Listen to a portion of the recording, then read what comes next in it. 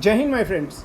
My name is Rohit, and today I am in front of you to deliver my thoughts upon the topic that is Sabarimala issue. ये काफ़ी ज़्यादा news में था last year and Supreme court का verdict भी आया इसके ऊपर. तो पहले मैं आपको बैकग्राउंड दे देता हूँ कि ये इशू है क्या. सबरीमाला एक टेम्पल है which is located in Kerala, और इसमें women of certain menstruating age were not allowed to visit that temple. As women were not allowed, तो यहाँ डिस्क्रिमिनेशन का इशू आ गया, जेंडर इक्वालिटी की बात आने लगी कि वुमेन अलाउ नहीं है, सिर्फ मैन की एंट्री अलाउ है. ऐसा क्यों है, ऐसा क्या था, वो हम देखेंगे. तो इसके ऊपर सुप्रीम कोर्ट ने क्या ऑब्जर्वेशंस दी वो भी हम देखेंगे. तो पहले हम देखते हैं कि मेन रीज़न क्या था इसका, जाओ यहाँ अलाउ नहीं थे वुमेन. तो इसका जो मेन रीज़न था, ये बोला जाता है कि यहाँ के जो मेन डीटी है उनका नाम है लॉर्ड अयप्पा. लॉर्ड अयप्पा यहाँ के मेन डीटी हैं. उनको वो अपने आप को एटर्नल सेलिब्रेट मानते थे, यानी कि नास्तिक ब्रह्मचारी. वो चाहते थे कि उनके सामने कोई वीमेन आनी नहीं चाहिए ऑफ सर्टेन रिप्रोडक्टिव एज. तो इसलिए वो अपने आप को उनसे आइसोलेट करके रखे हुए थे, और उसके बाद ही उनके जो फॉलोअर्स हैं उस ट्रेडिशन को आगे चलाए रखे. और ये ट्रेडिशन काफ़ी लॉन्ग टाइम से प्रेवलेंट था सदर्न इंडिया में. तो इसके बाद सुप्रीम कोर्ट पर ये मैटर पहुंचा, क्योंकि यहाँ काफ़ी फंडामेंटल राइट्स भी वायलेट हो रहे थे. वो अभी हम देखने वाले हैं कि क्या क्या फंडामेंटल राइट्स वायलेट हो रहे थे, जिसकी वजह से ये मैटर सुप्रीम कोर्ट पहुंचा. एक्चुअली एक चीज़ होती है, अगर किसी पर्सन के फंडामेंटल राइट्स अगर वायलेट हो रहे होते हैं, सो ही और she can directly knock the door of supreme court. ये रिट पेटिशन के अंदर आता है, आर्टिकल 32 के अंदर. अब हम दोनों आर्गूमेंट देख लेते हैं, फॉर और अगेंस्ट वाले, इसके सपोर्ट में और इसके अगेंस्ट में. फॉर यानी कि वुमेन एंट्री अलाउ होनी चाहिए, उसके सपोर्ट में क्या क्या आर्गूमेंट दिए गए थे कि ये इट वायलेट सर्टेन एफर्ट्स. काफ़ी फंडामेंटल राइट्स को ये वायलेट करता है. उसके रिस्पेक्ट में इसके अगेंस्ट फॉर सपोर्ट में बोला गया कि वुमेन एंट्री अलाउ करना चाहिए. ये फंडामेंटल राइट्स थे कौन कौन से? एक था आपका आर्टिकल 14 जो इक्वालिटी प्रमोट करता है हर किसी के ऊपर. This article deals with equality before law. And article 15 जो आपका डिस्क्रिमिनेशन के लिए मना करता है, you can not discrimination on the grounds of gender. 4 other grounds भी होते हैं इसके, religion, race, caste, sex and place of birth. ये 5 ग्राउंड्स होते हैं, उनमें से एक sex is one of them. तो यहाँ जेंडर का इशू आ गया था कि जेंडर के बेसिस पे डिस्क्रिमिनेशन हो रहा है यहाँ पर. तो और एक आपका आर्टिकल है 17 जो हमारे अनटचेबिलिटी से डील करता है. अनटचेबिलिटी का इशू क्यों आया यहाँ पर? जैसे इसमें बोला गया था कि एक सर्टेन मेंस्ट्रुएटिंग एज की वीमेन अलाउ नहीं है, तो इसका मतलब उन्हें इम्प्योर माना जा रहा था कि वो इम्प्योर हैं, and due to this they are not allowed to visit that temple. इसकी वजह से अनटचेबिलिटी की भी पिक्चर में ले आया गया था कि this section of women are considered as untouchables, therefore they were not allowed to visit there. तो ये थे इसके सपोर्ट में आर्गूमेंट के वुमेन एंट्री क्यों अलाउ करनी चाहिए. अब हम इसके अगेंस्ट में भी थोड़े आर्गूमेंट देखेंगे कि वुमेन एंट्री अलाउ क्यों नहीं करनी चाहिए. एक तो हमने सेक्युलरिज्म की लास्ट टाइम बात करी थी कि India is a secular country. तो ये आर्ग्यूमेंट दिया जा रहा था कि एज इंडिया सेक्युलर है तो सुप्रीम कोर्ट होता कौन है इंटरफियर करने वाला. बट नहीं, मैंने आपको लास्ट टाइम भी बताया था, Indian concept of secularism is different from the western concept of secularism.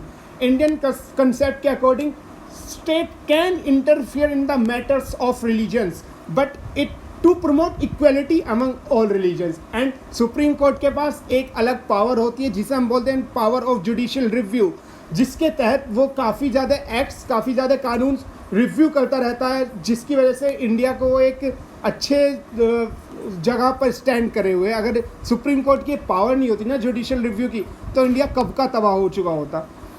और अलग आर्गूमेंट दिया जा रहा था, जैसे हमने आपको आर्टिकल 25 एंड आर्टिकल 26 दिखाए थे लास्ट टाइम. आर्टिकल 25 क्या बोलता था आपका कि you have the freedom to practice propagate his और हर ओन रिलीजन.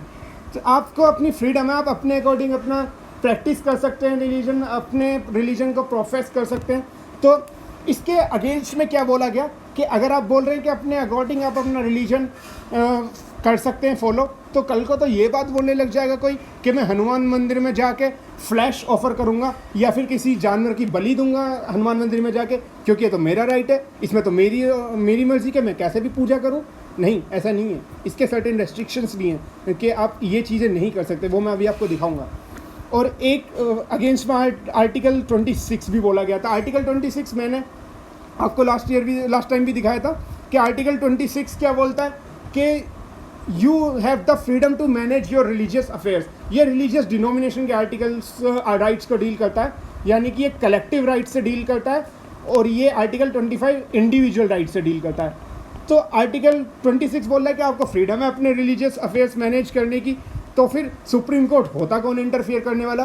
बट ये भी हम देखेंगे इसके अगेंस्ट में क्या बात थी। अब एक चीज़ और है, एक और आर्ग्यूमेंट था लॉर्ड अयप्पा वाला, कि अभी तो हम बात कर रहे हैं यहाँ पर फंडामेंटल राइट्स ऑफ वीमेन के, हम लेकिन fundamental rights of Lord Ayyappa की बात ही नहीं कर रहे हैं यार।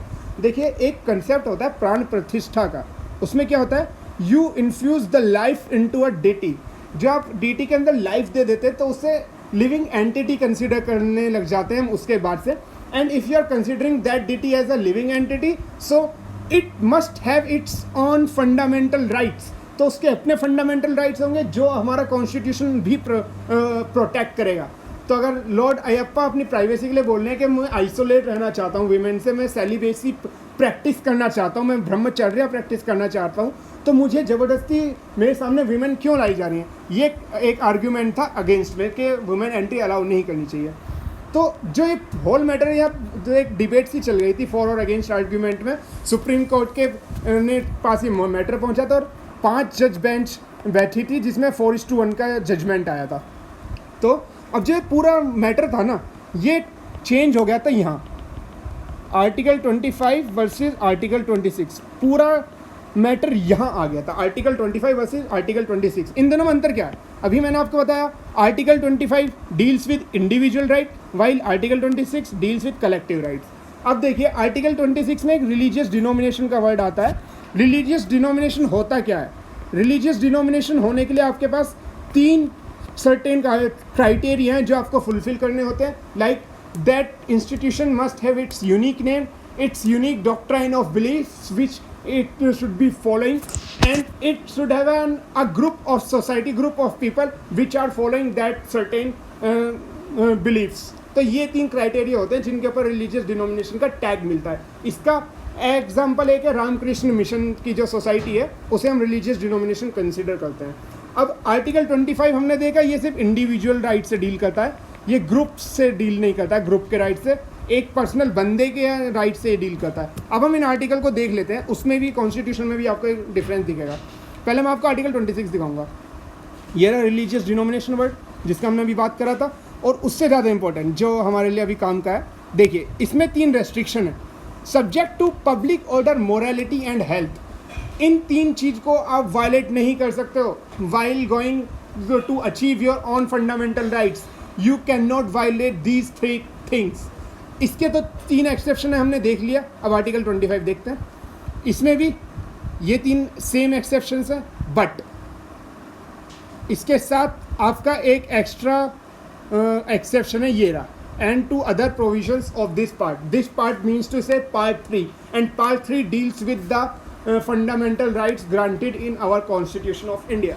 तो ये बोलता है कि आप other provisions of this part भी वायलेट नहीं कर सकते, बट ये वाला पार्ट जो है ना, ये वाली चीज़ आर्टिकल 26 में एक्सेप्शन नहीं दिया हुआ है, ये सिर्फ आर्टिकल 25 में एक्सेप्शन है। अब मैं इन दोनों के अंदर डिफरेंस की बात करूं तो सिंपल है, it can not violate efforts of others. यानी कि अगर आप अपना कोई रिलीजन प्रैक्टिस करना चाह रहे हैं इंडिविजुअल पर्सपेक्टिव में, तो you can not violate the fundamental rights of others in doing so. But यहाँ क्या, it can violet.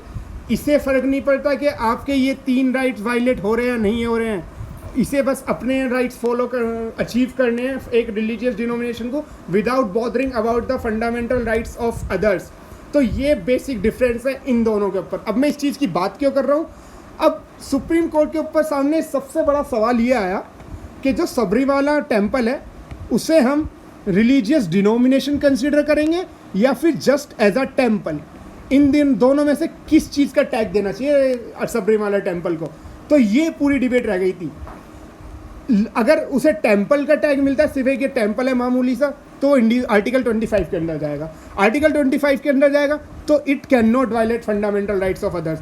it cannot violate fundamental rights of others, so it has to think about these fundamental rights. ये fundamental rights आपको protect करने पड़ेंगे जो women के यहाँ violate हो रहे हैं gender equality के नाम पर. But अगर वो पहुँचा आपका religious denomination count हो गया आपका ये Sabarimala temple religious denomination count हो गया, तो उससे फ़र्क नहीं पड़ता कि आपके ये 3 राइट्स वायलेट हो रहे हैं या नहीं, उसे सिर्फ अपने राइट्स की परवाह होगी.